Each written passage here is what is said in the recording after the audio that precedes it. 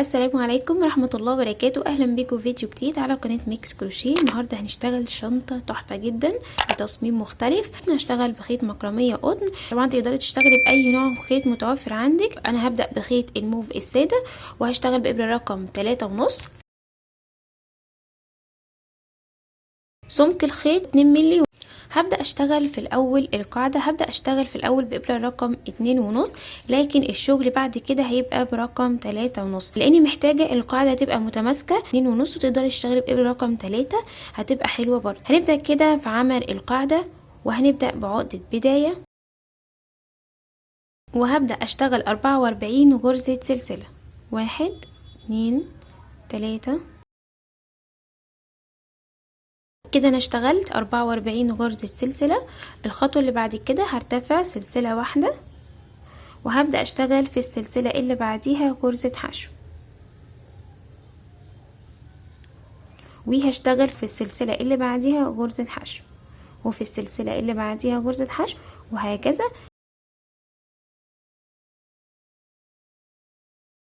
هبدأ اشتغل كده بنفس الطريقة وهشتغل غرز حشو لحد ما اخلص السلسلة واوصل للنهاية. كده انا كملت السلسلة واشتغلت فوقيها غرز حشو بالشكل ده. الخطوة اللي بعد كده هرتفع سلسلة واحدة وهلف الشغل، وهبدأ بعد كده اشتغل في اول غرزة حشو غرزة حشو، واشتغل في الغرزة اللي بعديها غرزة حشو.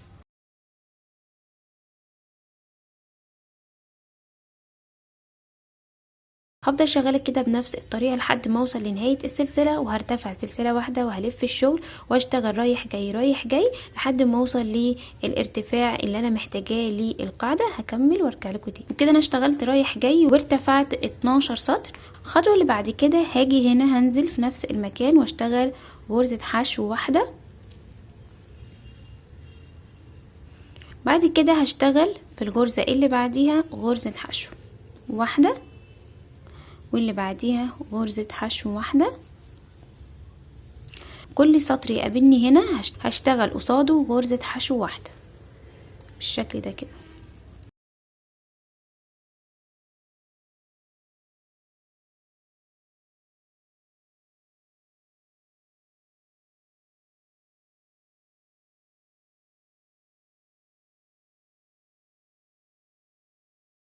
وصلت لاخر غرزة في الزاوية، شايفين؟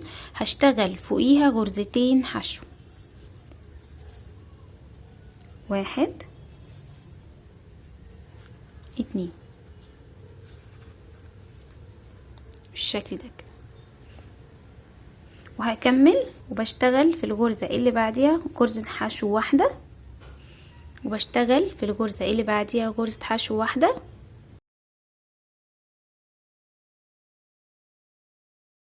هفضل شغاله كده بنفس الطريقه. هشتغل فوق كل غرزه حشو غرزه حشو لحد ما اوصل للزاويه. وصلت كده للزاويه التانية اهي، شايفين؟ هبدا ادخل واشتغل غرزتين حشو.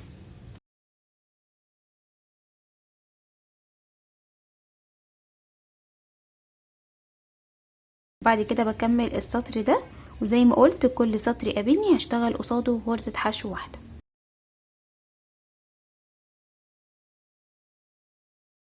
وصلت كده للزاويه، هبدا ادخل واشتغل غرزتين حشو. بعد كده بشتغل في الغرزة اللي بعديها غرزة واحدة، وبكمل السطر ده فوق كل غرزة حشو غرزة حشو واحدة لحد ما اوصل للزاوية الاخيرة. وبكده انا كملت واشتغلت غرز حشو لحد ما وصلت لاخر زاوية. هبدأ اشتغل في اخر زاوية غرزتين حشو.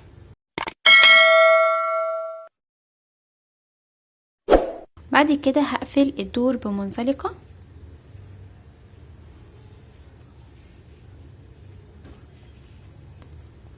بالشكل ده كده.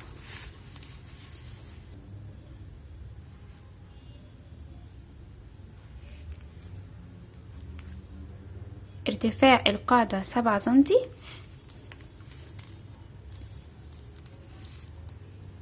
وطولها 23 سنتي. الخطوة اللي بعد كده هنيجي نحدد مكان الرسمة، فهنرسمها في نص الشنطة وهشتغل في وش الشنطة بس. لو حبيتي تشتغلي في ظهر الشنطة كمان فانت هتحددي بنفس الطريقة، لكن انا هشتغل وش الشنطة بس بحيث ان الشنطة ما تسحبش خيط كتير. محتاجين نقيس 7 سنتي وهنحط علامة،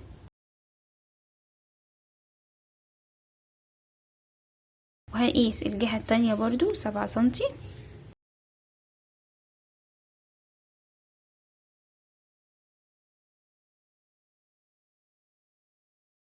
عدد الغرز اللي موجودة عندي هنا 18 غرزة، لازم يبقى العدد معايا من العلامة للعلامة عدد زوجي. تمام، هنبدأ بقى نشتغل بإبرة رقم 3.5.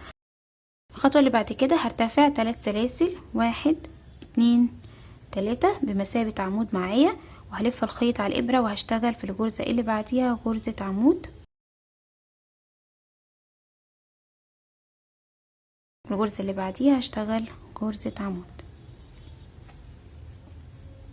واللي بعديها غرزة عمود، واللي بعديها غرزة عمود.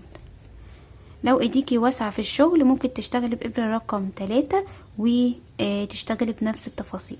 لو ايديكي مظبوطة فحلوة قوي إبرة رقم 3.5 اللي انا شغالة بيها دلوقتي.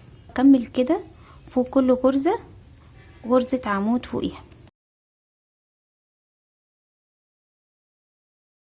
هفضل شغالة كده فوق كل غرزة عمود غرزة عمود لحد ما اوصل للعلامة. وصلت كده للعلامة، هبدأ اشيلها وهشتغل مكانها غرزة عمود واحدة، وهبدأ احط العلامة مرة كمان. لو هتشتغلي بلون تاني فاول عمود هيكون واضح والرسمة هتكون واضحة معاكي في بدايتها ونهايتها، فمش هحتاجي العلامة. لكن انا هشتغل بلون واحد فمحتاجة العلامة في اول دور، بعد كده مش هحتاجها تاني. بعد كده هشتغل في الغرزة اللي بعديها غرزة عمود، واللي بعديها غرزة عمود، واللي بعديها غرزة عمود، واللي بعديها غرزة عمود. كده انا اشتغلت 5 عواميد، 1 2 3 4 5. بعد كده هلف الخيط على الابرة وهسيب من تحت غرزتين، 1 2 هتخطاهم خالص مش هشتغل فيهم، وهشتغل في التالتة غرزة بف ب3 لفات كده، 2 تالتة، وهسحب بالشكل ده هيبقى لي حلقتين. هسحب الخيط واخرج منهم كلهم. بعد كده هاخد سلسلة وهلف الخيط على الابرة وهنزل في نفس المكان اشتغل غرزة بف مرة كمان ب3 لفات.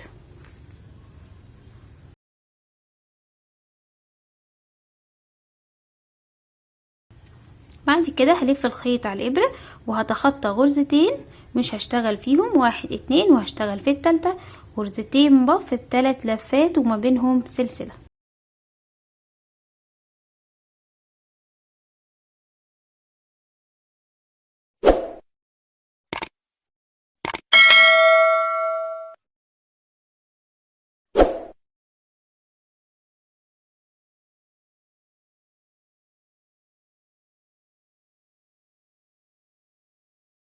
بعد كده هتخطى غرزتين، 1 2، وهشتغل في التالتة غرزة عمود.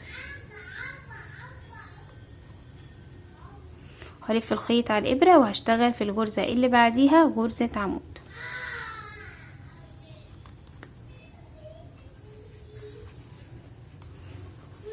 واللي بعديها غرزة عمود. زي ما اشتغلت في البداية 5 عواميد هشتغل برضو في نهاية الرسمة 5 عواميد.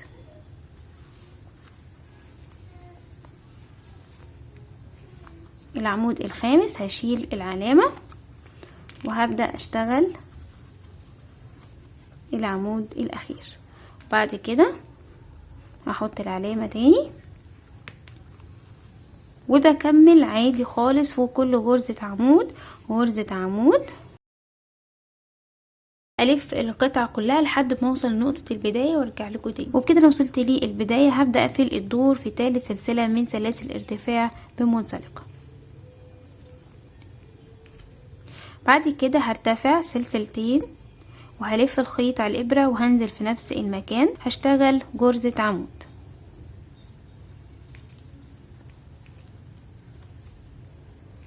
بعد كده هشتغل في العمود اللي بعده وغرزة عمود،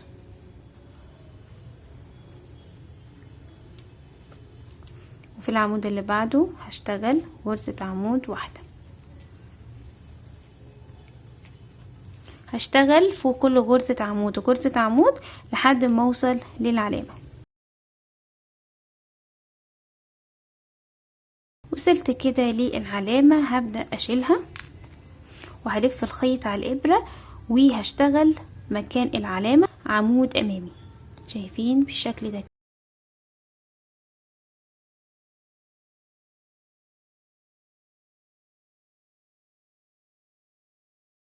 هلف الخيط على الابرة وهشتغل في العمود اللي بعده عمود امامي.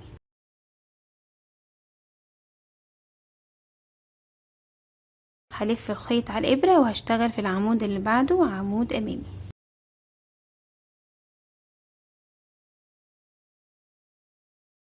بعد كده هلف الخيط على الابرة وهشتغل في العمود الرابع عمود عادي، وهلف الخيط على الابرة وهشتغل في العمود الخامس عمود عادي بالشكل ده. بعد كده هلف الخيط على الابرة وهبدأ اشتغل ما بين غرزتين البف، هشتغل في النص كده ما بينهم غرزتين بف ب3 لفات وما بينهم سلسلة. هسحب الخيط بالشكل ده وبقفل على غرزة وباخد سلسلة وبرتفع سلسلة وهلف الخيط على الابرة وهنزل في نفس المكان وهشتغل غرزة بف.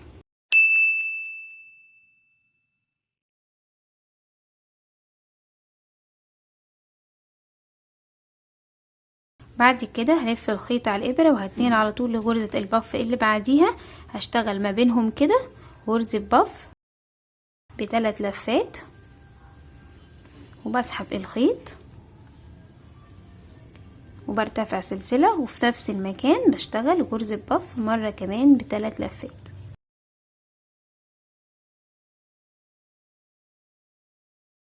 بعد كده بلف الخيط على الابرة وهبدأ اشتغل في العمود ده عمود عادي،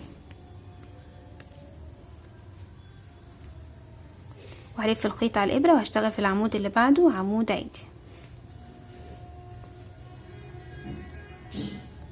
بعد كده هيبقى لي 3 عواميد هبدأ اشتغلهم عمود امامي بالشكل ده.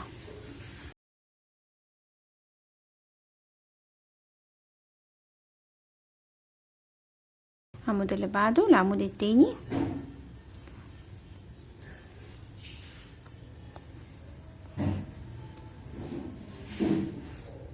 العمود التالت،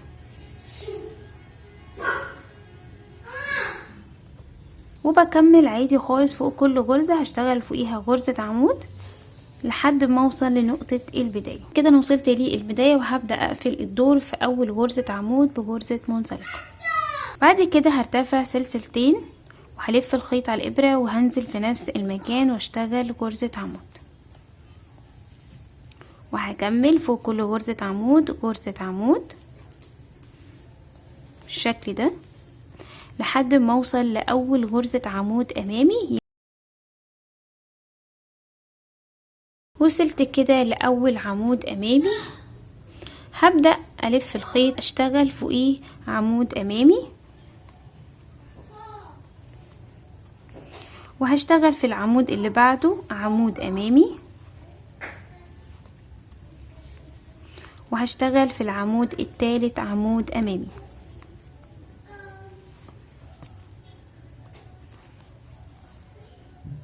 بعد كده هشتغل في العمود الرابع عمود عادي، وفي العمود الخامس هشتغل فوقيه عمود عادي.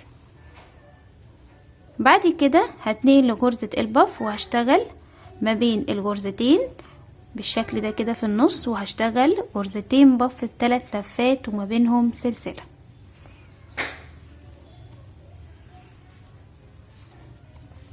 برتفع سلسلة وفي نفس المكان بشتغل غرزة بف مرة كمان.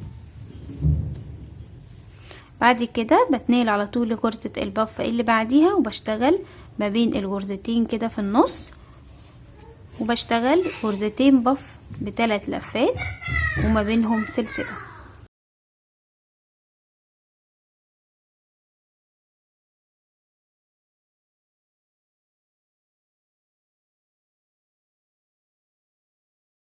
بعد كده هشتغل العمود الاول عمود عادي، والعمود التاني هشتغل عمود عادي، وهشتغل في العمود التالت عمود امامي، والعمود الرابع عمود امامي، والعمود الخامس والاخير عمود امامي.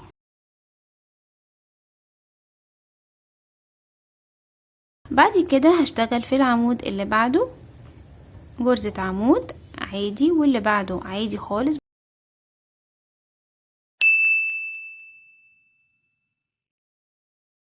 هفضل شغالة كده بنفس الطريقة فوق كل غرزة عمود، هشتغل فوقيه غرزة عمود لحد ما اوصل لنقطة البداية، وبعد كده هرتفع سلسلتين وفي نفس المكان هشتغل غرزة عمود، وبكمل فوق كل غرزة عمود غرزة عمود لحد ما اوصل لاول غرزة عمود امامي، واكرر لحد ما اوصل للارتفاع المناسب. هكمل وارجع لكم تاني. كده انا كملت وارتفعت بالشنطة، وارتفعت 16 دور طولها 18 سنتي. تتني القطعة ويكونوا قصاد بعض بالشكل ده.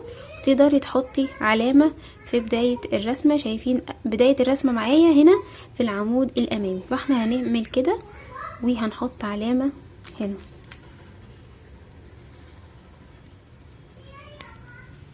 تمام، وهنعمل كده وهنحط علامة هنا.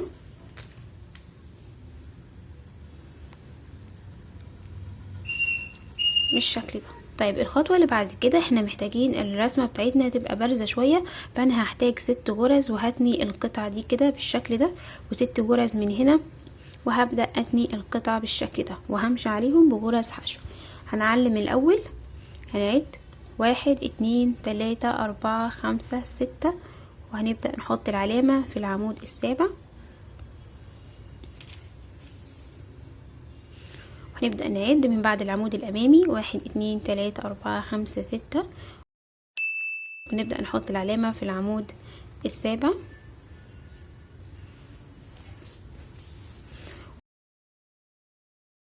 هاجي أقفل الدور بالشكل ده كده،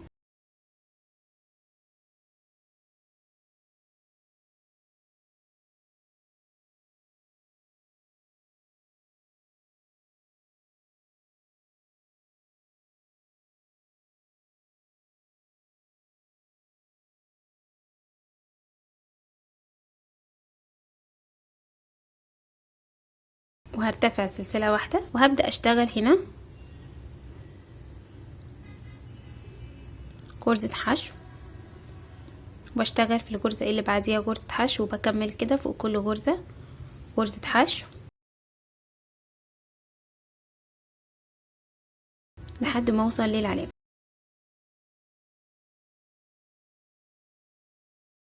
وصلت كده للعلامة، هبدأ اشيلها وهبدأ اضم القطعة بالشكل ده كده. الستة هيبقوا معايا 3، تمام، 3 هنا و3 في النص و3 هنا. هبدأ اخد اول غرزة من هنا،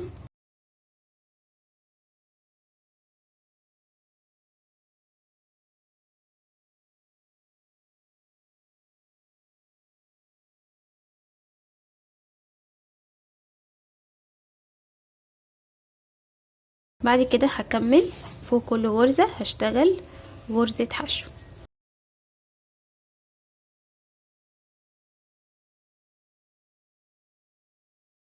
كده وصلت ل3 عواميد الامامي، هبدأ اتني القطعة بالشكل ده كده.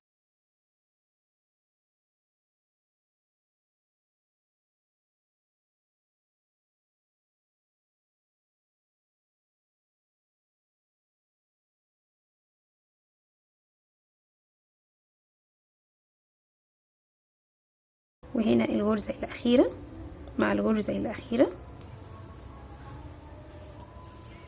بالشكل ده كده.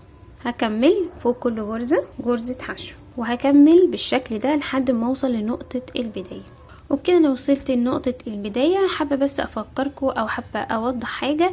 احنا هنا في الظهر طبعا الرسمة مبتبقاش باينة، لكن احنا بنعلم زي ما قلت لكم، بنعلم بالظبط، بنجيب القطعتين دول كده على بعض ونعلم البداية والنهاية بالنسبة للرسمة. تمام. طيب القطعة بقى الجزء اللي هنتنيه، هنا في القطعة الاولى عديت من بعد الرسمة 6 غرز وحطيت في علامة في الغرزة رقم 7. فانت هتشتغلي برضو بنفس الطريقة. العلامة بتاعتك الاساسية هنا، وهتعدي 6 غرز، هتعدي 6 غرز وهتحطي العلامة وتتني الجزئين على بعض. وهنا برضو نفس الطريقة هتتني الجزئين على بعض. ده شكل الظهر من ورا. ما حبيتش اكرر الرسمة تاني في الظهر عشان ما اسحبش خيط كتير. تمام. هحتاج في غرز الحشو او الشغل اللي بعد كده هشتغله بلون مختلف. هشتغل بخيط جنجاه، لكن خيط الجنجاه ده رفيع شوية، فمحتاجة اشتغل بإبرة رقم 2.5 او كمان 2. زي ما انتوا شايفين كده في فرق في السمك، شايفين. فانا هنا قبل الغرزة الاخيرة مش هكملها للاخر، وهسحب باللون الجديد بالشكل ده كده. شايفين هيبقى معايا بس حلقتين على الابرة، وهضيف اللون التاني. بعد كده هقفل عادي بنفس الطريقة في اول غرزة حشو، وهسحب ده كده. طبعا انا ماسكة الخيط من ورا عشان ما يهربش مني.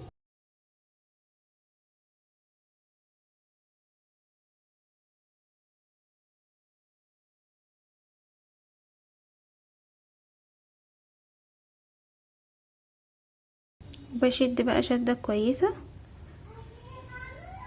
وهرتفع سلسلة واحدة وفي اول غرزة حشو معايا، وهاخد الخيط ده كده عشان اداريه تحت الشغل، وهشتغل غرزة حشو. وهبدأ اشتغل في الغرزة اللي بعديها غرزة حشو وبداري الخيط. ممكن كمان اديله ربطة بسيطة عشان اداري الخيط معايا. بعد كده انا هقص الخيط الاساسي ده، مش هحتاجه تاني.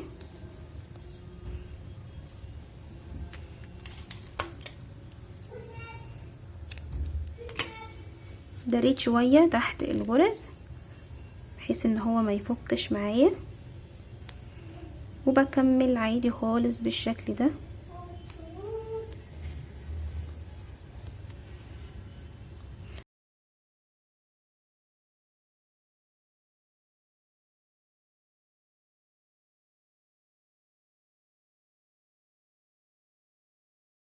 وبكمل كده عادي خالص فوق كل غرزة حشو، بشتغل غرزة حشو لحد ما اوصل لنقطة البداية، واقفل بنفس الطريقة اللي انا شرحتها معاكم.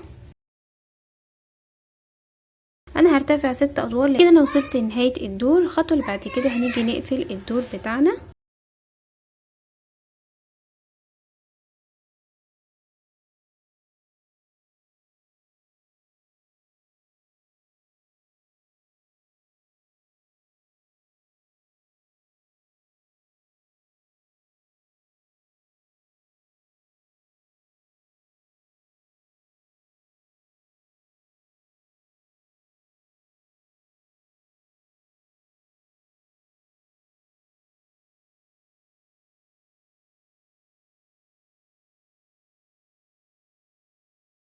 الخطوة اللي بعد كده هنركب السوستة.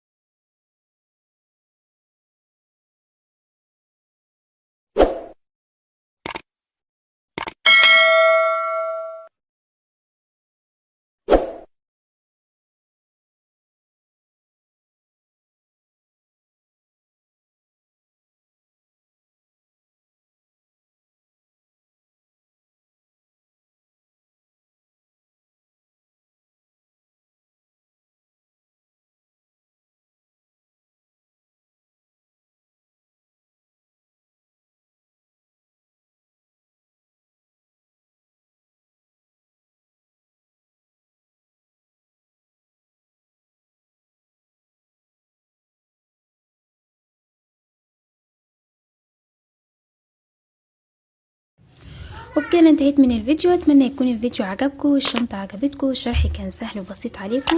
ما تنسوش بقى تعملوا لايك للفيديو وتشتركوا في القناه لو انتوا لسه ما اشتركتوش، وتفعلوا الجرس واختاروا الكل عشان يوصلكم مني كل جديد وكل فيديو بنزله.